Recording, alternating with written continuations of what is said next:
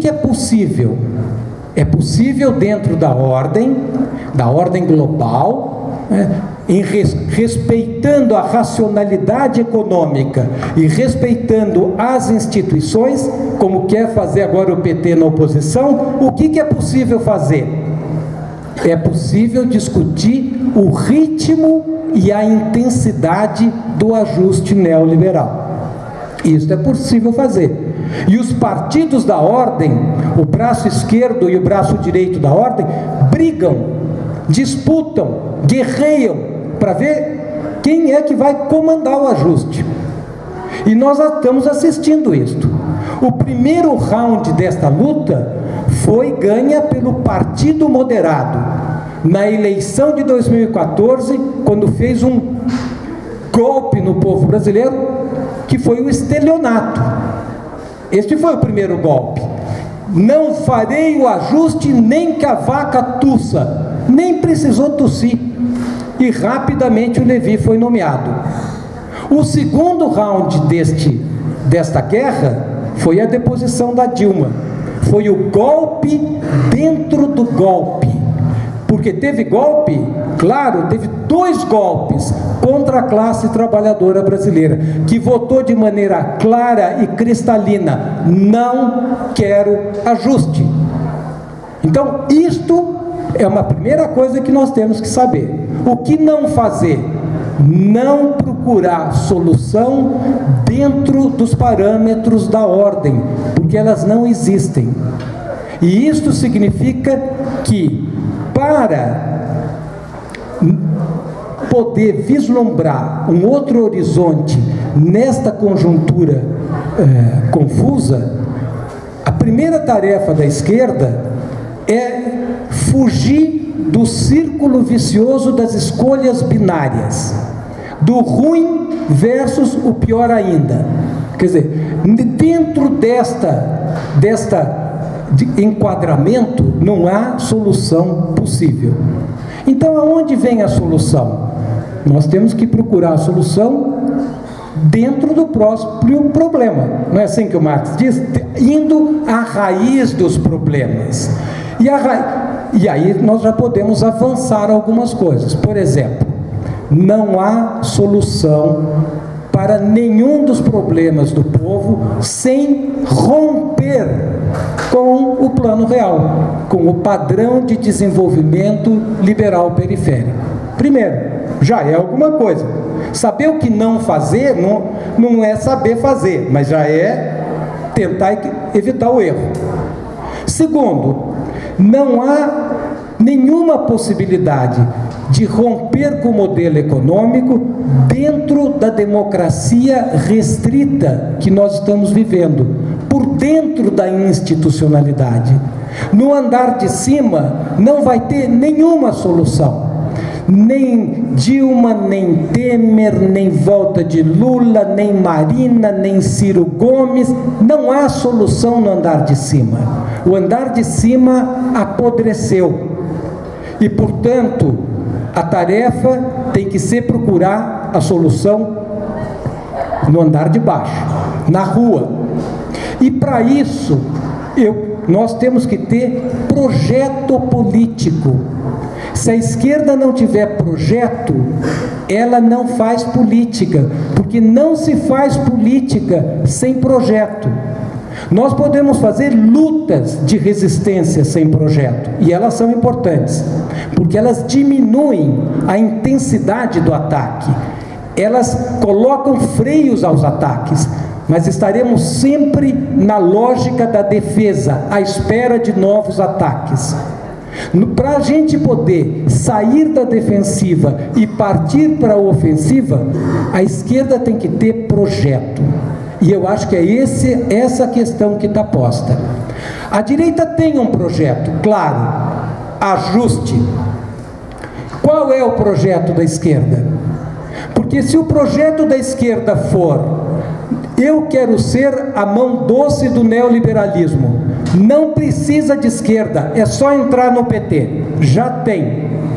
Se o projeto da esquerda for: vamos reviver o projeto democrático popular dos anos 80. Isso é um projeto nostálgico. Os anos 80 já foram, e faz algumas décadas. Então, nós temos que ter um projeto. E qual é o projeto?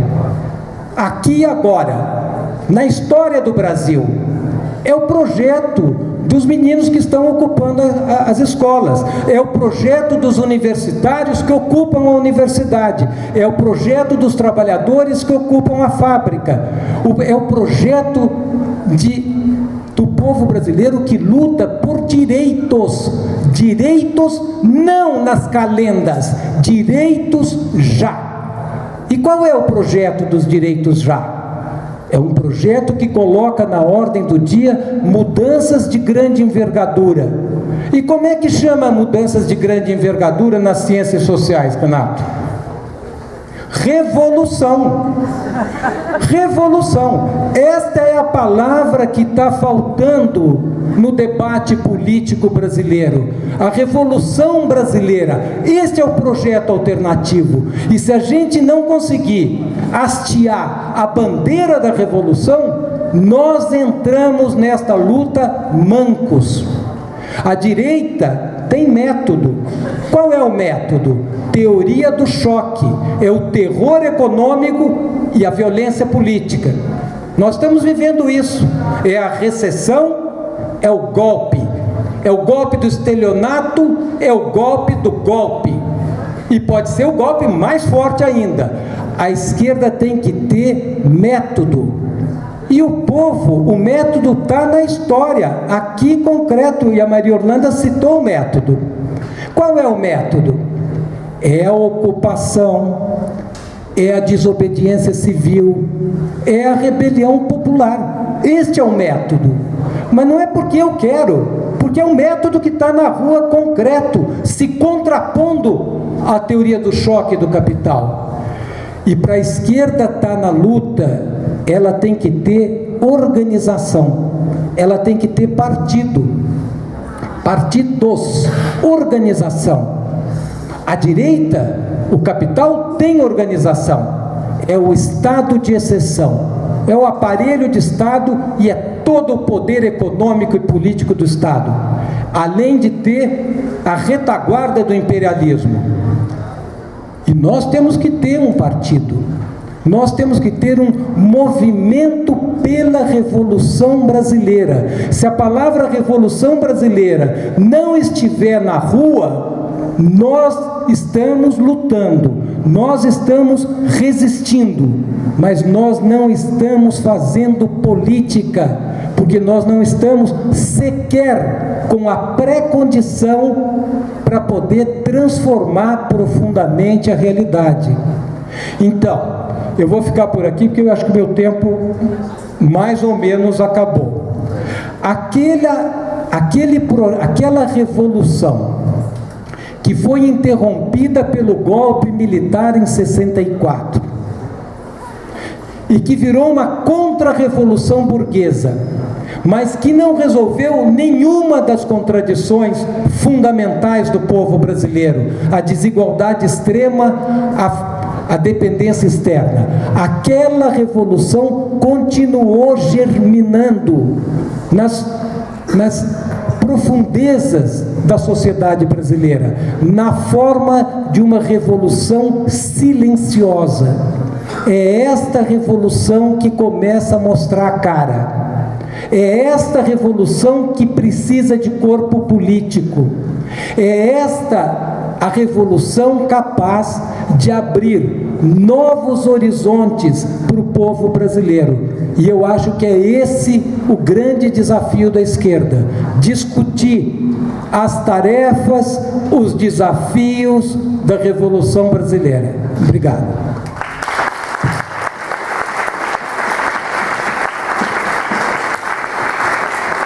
Obrigado, Plínio. Passar para a Helena.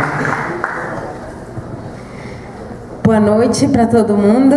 Eu sou Helena, eu sou do movimento Luta Popular, que é um movimento que atua na luta por moradia, através de ocupações, e também na luta de organização nos bairros na periferia de São Paulo e de alguns outros lugares, e também na cultura.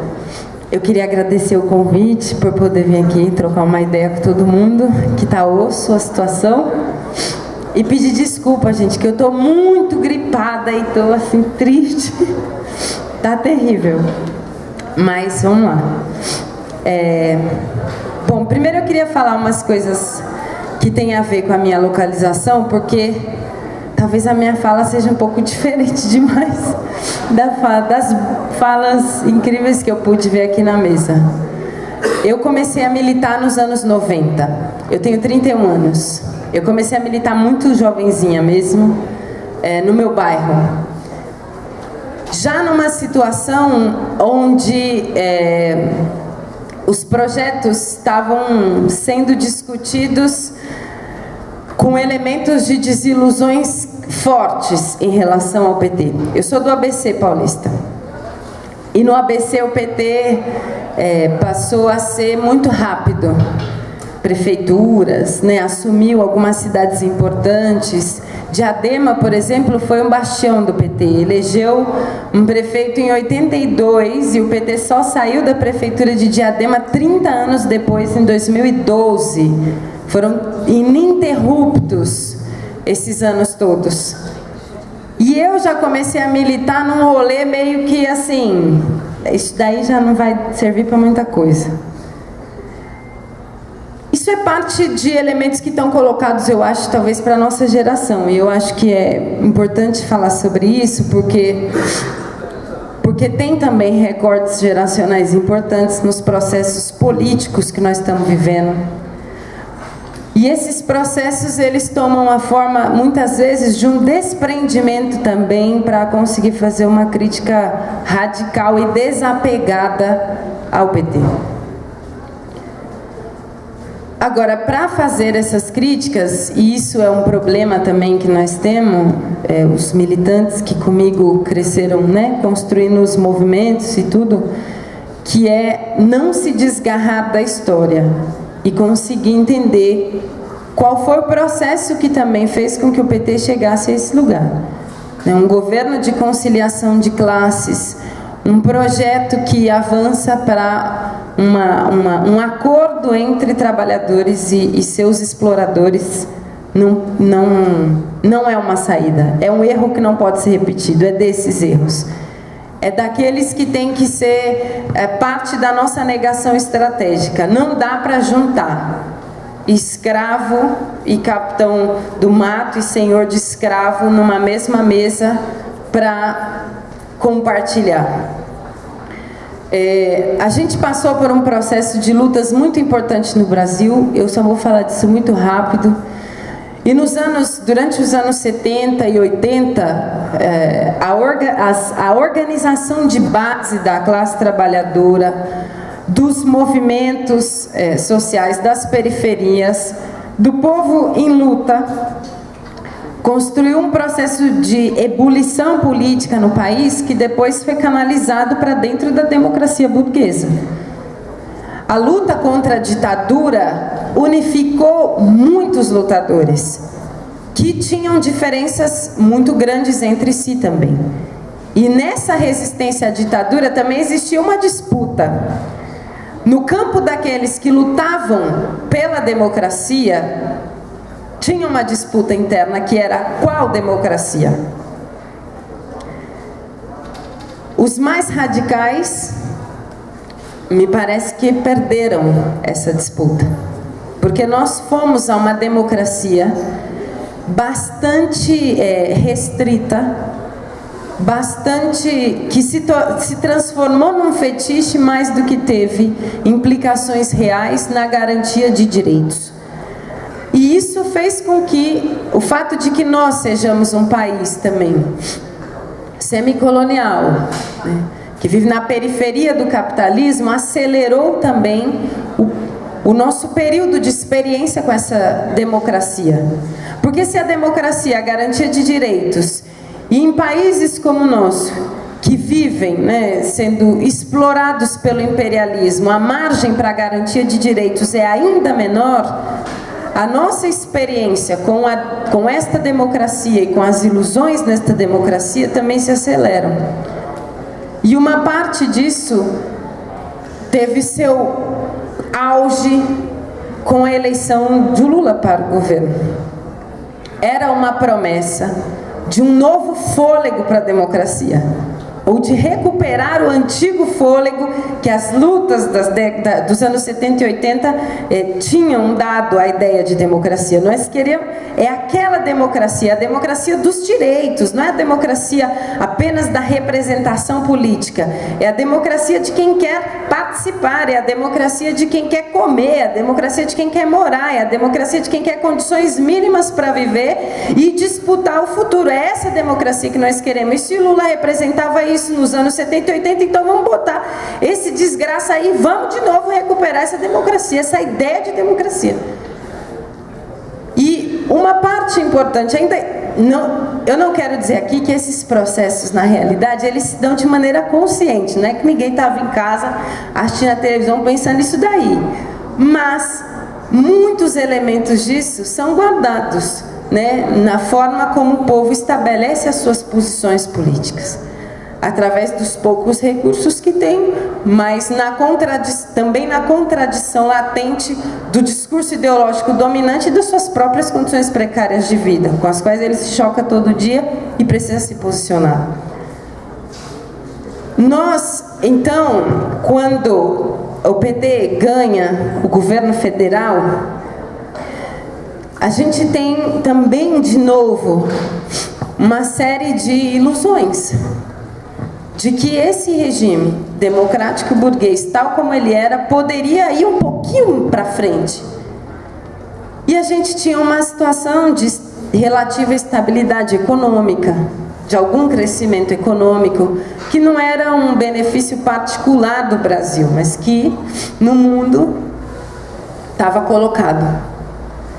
E o PT soube, durante esses anos, se valer de uma ferramenta muito importante que, justamente não rompendo com o capital, podia lhe dar margem de diálogo com os mais pobres, com os trabalhadores, que foram as conquistas através do consumo. E as conquistas através do consumo tiveram um impacto real na vida das pessoas. Eu comecei a militar já quase que desde sempre como oposição ao PT, mas nós não podemos negar, né? Houveram coisas concretas que impactaram a vida das pessoas. Agora, essas coisas, essas concessões, elas vieram sempre na forma de consumo. Então, por exemplo, em relação às universidades, nós temos o ProUni.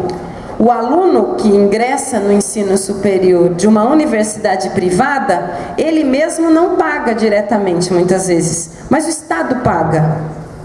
O Estado se transforma em consumidor. Alguém consome e o capital se alimenta desse consumo. Então, ao mesmo tempo agradando os gregos e tentando agradar também, dar um agradinho para os troianos, é isso aí. E muitas foram as concessões que se deram neste campo, né? Se a gente olhar para a política das universidades com ProUni, se a gente olhar para a política habitacional, por exemplo, com a qual eu lido mais, né, de maneira mais próxima, o investimento do governo federal, né, a parcela que o governo investe do orçamento em habitação, sabe qual é? 0. Parece uma loucura, né? Porque, na verdade, uma parte importante da política do governo vem através de subsídio para o consumo. Então, é uma demonstração em um outro âmbito de como essa política... Agora, essa política, ela veio associada a um discurso. E é um discurso sempre muito perigoso também, né? Tinha uma campanha do PT que era sem medo de ser feliz, né? Então, lá durante os anos 80, todo um setor conservador e reacionário fazia uma campanha contra o PT e o petismo, né? Através da disseminação de elementos de medo, associação aos comunistas, vai tomar sua casa, vai tomar seu carro, né? Essas coisas. E para conseguir romper com determinado bloqueio que o discurso hegemônico criava, o PT lançou mão de um discurso, que era o discurso de que é preciso romper a barreira do medo para enxergar as possibilidades que estão colocadas para nós depois que a gente quebra esse muro. Mas é primeiro preciso quebrá-lo. Então é sem medo de ser feliz e vamos para as cabeças. De novo, né, para a eleição do Lula depois, isso é recuperado, porque é um discurso muito poderoso.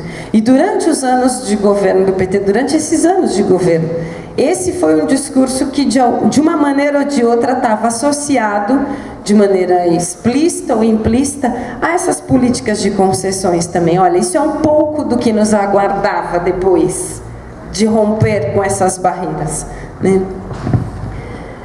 O problema é que essa esperança disseminada foi encontrando pela frente mais muros. A juventude, para quem foi prometida uma possibilidade de melhoria nas suas condições de vida através do estudo, de trabalho, né, de trabalhar naquilo que se deseja, as pessoas a quem foi prometida a possibilidade de morar com dignidade, de ter um salário mínimo digno, foram se deparando com a realidade disso. Em junho de 2013, eu acho que nós tivemos talvez uma primeira explosão do que era um sentimento que foi corroendo as ilusões e corroendo de alguma maneira a esperança também, que era que as manifestações de junho foram uma explosão de revolta, de indignação e de insatisfação com a representatividade, com esse regime político, com os políticos, com os partidos, com as organizações, com os sindicatos, com tudo que estava colocado aí. Ninguém me representa, esse era o lema. E cada um com seu pedaço de papel, com a sua cartolina, com o seu negócio lá. Eu quero moradia, eu quero não sei o que. Tinha até um negócio da PEC 37 que eu não sabia nem o que era, que depois eu tive que ir atrás para saber, porque era um mosaico. Agora, tinha um desenho esse mosaico. Se a gente juntasse as peças soltas, variadas, múltiplas, coloridas que estavam postas nos atos que explodiram em 2013, a gente encontrava um sentido. Está se tornando insuportável a vida para aqueles que são trabalhadores e trabalhadoras pobres, sobretudo nos grandes centros urbanos, num país que hoje é majoritariamente urbano. Era este o sentido geral. E nós não encontramos expectativa de que isso seja mudado através destes que nos representam. Por isso ninguém me representa. Por isso eu me faço representar. Por isso não quero ser parte da sua bandeira, rasgo sua bandeira. Elementos progressivos, alguns elementos regressivos, uma confusão. Mas um levante, de alguma maneira, que tentava também romper um muro que encontrava à sua frente e se revoltava, porque a promessa foi de que não haveria muro. O governo do PT ele fez coisas muito danosas para a classe e para a esquerda de conjunto, porque a gente não está imune a isso. A ideia da conciliação de classes é uma ideia muito perigosa para os trabalhadores.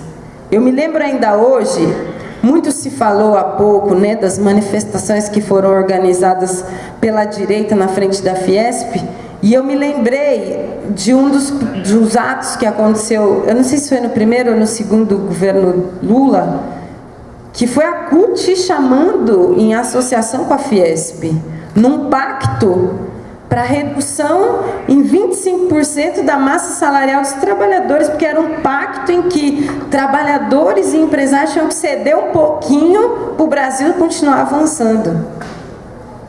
O problema é que isso cobra um preço.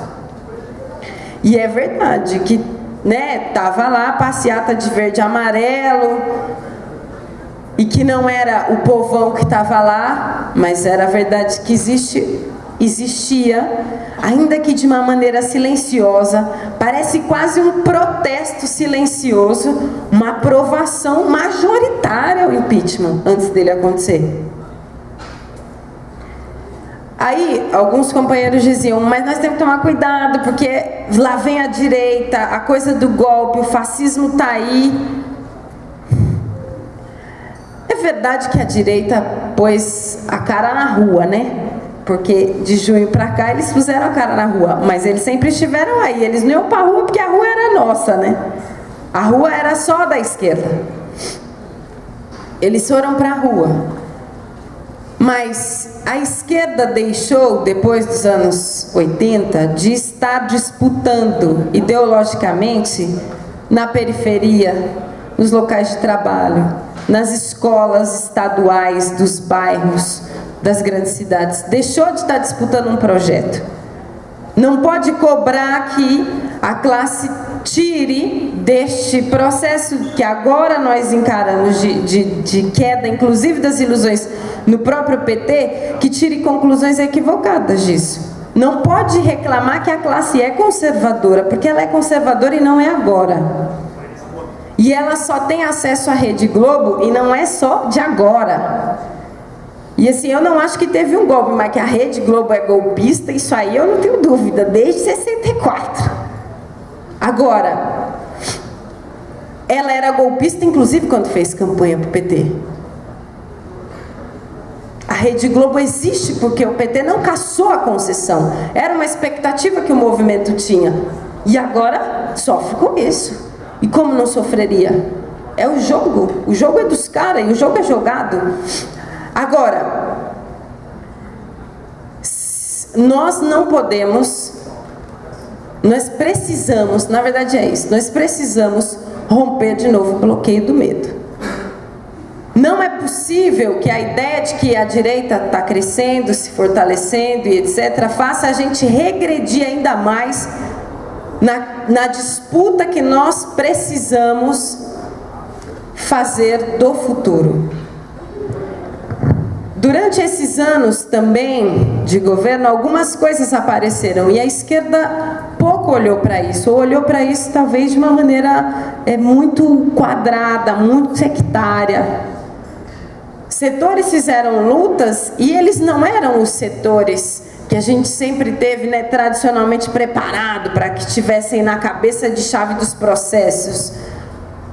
Depois de junho nós tivemos a greve dos garis e aquela greve foi uma greve impressionante, uma greve que se politizou, que polarizou o Brasil, que fez as pessoas discutirem, olharem trabalhadores negros, que são a expressão do que é a classe trabalhadora no nosso país, porque a classe trabalhadora no nosso país não é uma galera de macacão, não sei o que, sabe, de metalúrgico. Isso é parte importante, é parte que a gente reivindica e quer disputar. Mas estes trabalhadores são negros, são das periferias, são pobres, são explorados, são mulheres. E esses setores, diante das crises, tirando as conclusões que lhe foram possíveis sem a ajuda da esquerda, mas querendo romper a barreira do medo, fizeram lutas que nos ajudaram a não estar numa situação pior. A juventude da periferia nunca foi considerada muita coisa por muita gente, não. Eu mesmo sou da quebrada, e é bem assim. Só que em 2014, porque de junho para cá não se parou de lutar. E eu só estou falando de coisas que tomaram proporção nacional. Mas o que foram os moleques fazendo os rolezinhos, para mim é muito importante isso. Porque é uma explosão de revolta, de frustração, de maneira desorganizada, com problemas, despolitizada muitas vezes, mas rompendo com o silêncio consumista do shopping center, com uma almofada para a precarização da vida da classe. Para o fim do futuro da juventude negra, que é assassinada todos os dias por uma polícia que o PT podia ter terminado, porque a ONU, que não é nenhuma organização revolucionária, fala todo ano para acabar com a polícia militar. E ninguém fez. que a gente precisa olhar todas essas coisas que aconteceram e conseguir colher disso elementos que nos ajudem a recompor um projeto de mundo, um projeto de revolução, um projeto de Brasil, um projeto de lutas que possa impulsionar essa disputa na realidade. Mas esse projeto só pode acontecer se estes elementos que surgiram forem considerados, forem incorporados. Se a gente analisar e olhar qual é o significado mais revolucionário, né, marxista que seja, por exemplo, da luta dos Guaranis Kaiowá. Para eles não tem diferença entre o governo do PT e outros governos, porque eles estão sob a mira da bala dos fazendeiros durante todos esses anos e morrem sempre. No entanto, foram capazes de, por isso, se colocar num fronte e numa radicalidade que obrigou o país inteiro a saber que existem indígenas Guarani Kaiowá no Mato Grosso do Sul, e eles não são muitos. Nós precisamos conseguir politizar ao máximo as nossas lutas econômicas, porque o que está colocado é a gente ser capaz de quebrar de novo o muro do medo. É preciso que a gente não tenha medo de ser feliz, mas até o final, com coragem, sem conciliação. Com conciliação não dá para ser feliz. Com conciliação a gente não vai ser feliz. Nós precisamos, para conseguir superar a situação em que a classe trabalhadora está colocada e que o mundo está colocado. Porque o que nós estamos vendo, por exemplo, agora em São Paulo também, é que a natureza também avança para o esgotamento do que é o capitalismo. O capitalismo depreda as nossas vidas, depreda o meio ambiente, e nós precisamos ter um projeto para disputar, e disputar tem que ser com radicalidade, porque qualquer coisa que seja conciliadora não serve mais, porque nós chegamos num limite. E o que essas lutas expressaram é isso, o que expressam essas gerações em luta, essas gerações que ocupam escolas é isso. Que sabe o que? Foda-se, ninguém vai vir me ajudar, eu faço. Eu faço, do meu jeito. Vai ser bagunçado, vai ser como for, eu faço. Você da esquerda quer ajudar, venha, mas vai ter que ficar aqui ajudando, porque eu não confio em você só porque você tem um discurso, eu confio numa prática. E você vai construir com a gente essa prática. Nós precisamos reconstruir o significado de coisas que são muito caras para um projeto alternativo de sociedade, para um projeto revolucionário, para um projeto dos trabalhadores. E eu acho que nós somos capazes. Nós estamos diante, por último, nós precisamos derrotar as ilusões, mas não para ser frustrados. É justamente para que a esperança seja possível que nós precisamos derrotar as ilusões. Mas as ilusões, na nossa classe, nunca deixam de nascer. Nunca. Então, a luta contra as ilusões tem que ser radical. Porque é uma luta contra o cerne de onde elas emanam. A ideia de que é possível a conciliação entre aqueles que sugam o nosso sangue e nós que estamos sendo roubados e violentados de todas as maneiras, todos os dias. Por último mesmo, terminando, acho que nós estamos diante de uma polarização social grande. Existem muitas lutas, existem muitos ataques. Para onde isso vai ser canalizado, eu ainda não sei, mas acho que tem um elemento novo que também nos coloca um desafio maior e uma possibilidade de esperança maior também. Antes, foi canalizado para a democracia burguesa. Agora, é sob a forma da democracia burguesa. Então, ela própria pode ser questionada, tal como está colocada.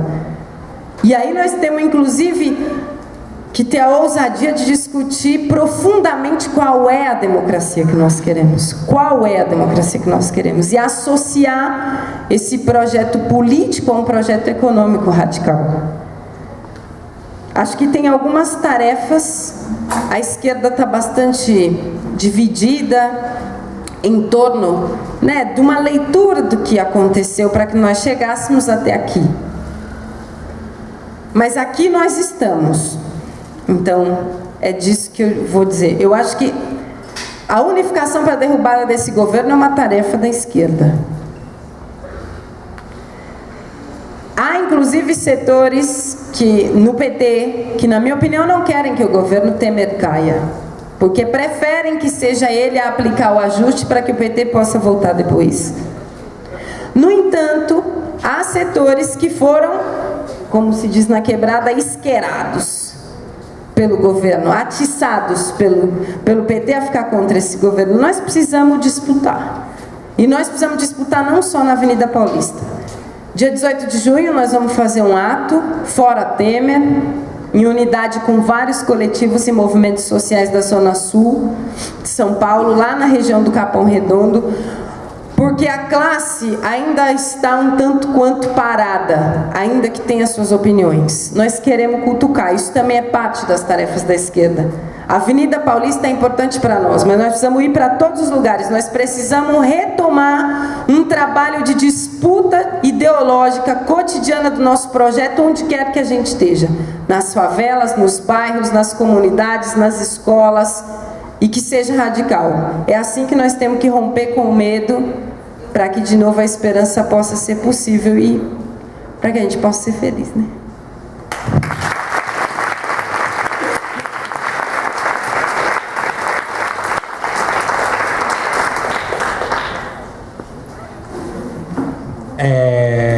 Obrigado.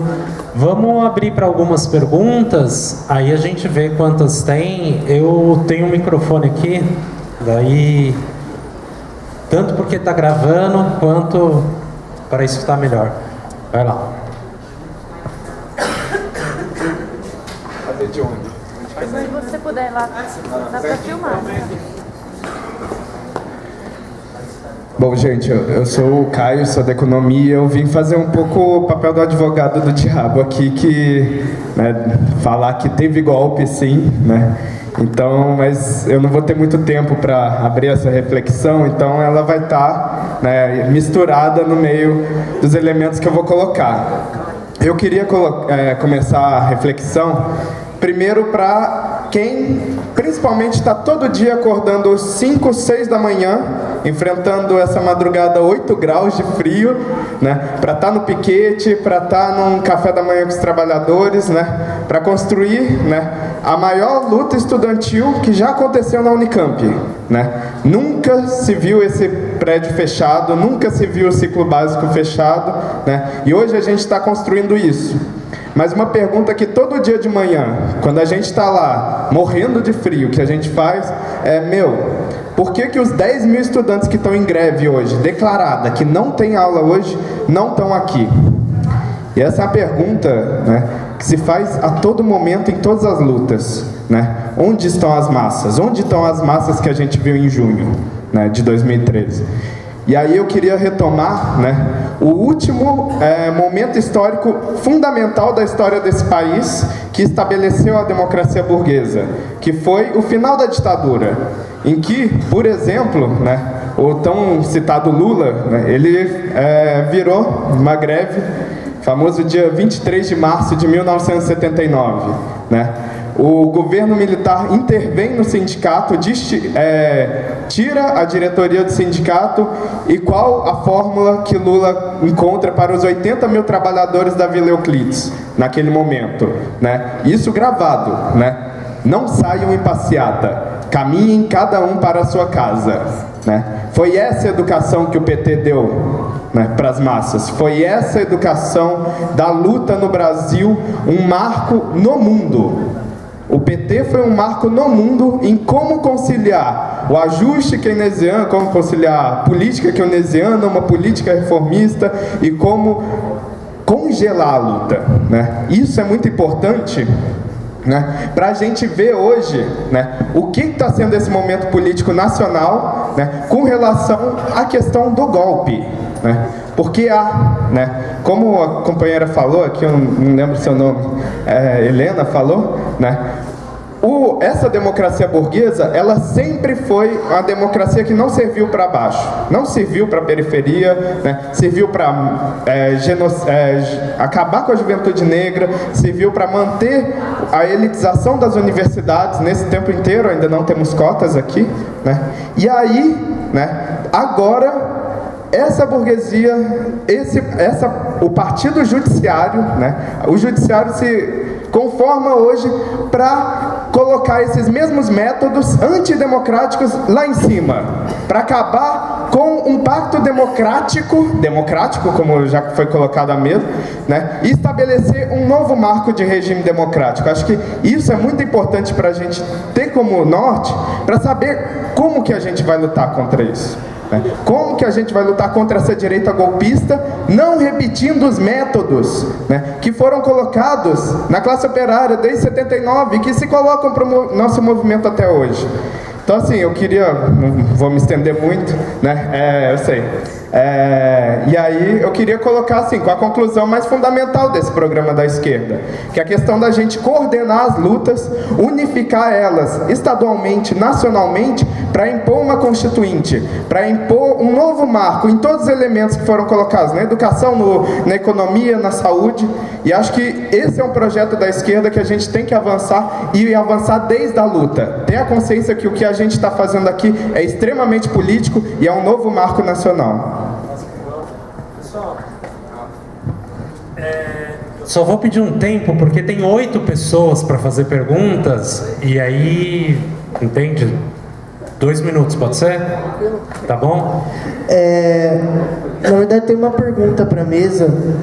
Talvez eu tenha uma leve divergência com a fala do Caio, que eu não acho que os métodos foram colocados de cima, eles foram criados, assim, de baixo, e depois eles foram apropriados pelos de cima também, no sentido de que o método escolhido da luta em duas frentes, né, a estratégia de pinça, você luta ao mesmo tempo no campo das ruas, da luta de massa, e você luta ao mesmo tempo no parlamento, disputando os cargos. Esse foi um método desenvolvido pela classe trabalhadora, e o que acontece é que esse método desembocou num pacto de classe, como a mesa coloca, e esse pacto de classe serviu não para a classe trabalhadora, né? Começou como algo da classe trabalhadora, virou algo em nome da classe trabalhadora, e ao chegar ao governo virou contra a classe trabalhadora e os demais setores explorados da sociedade.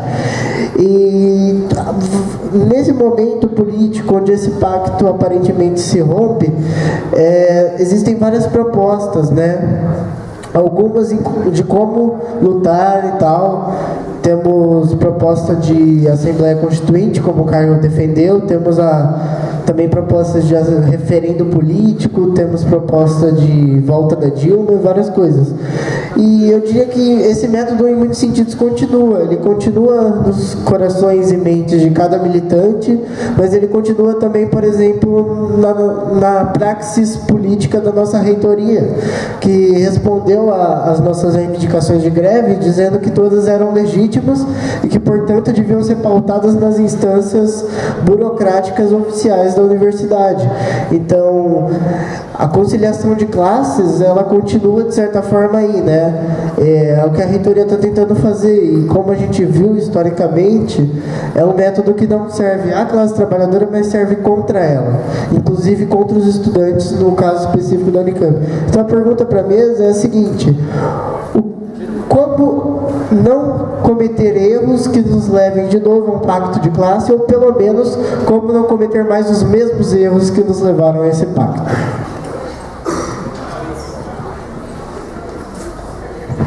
Boa noite.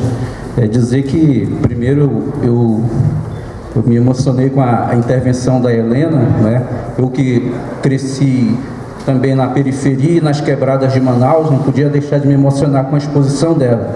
Então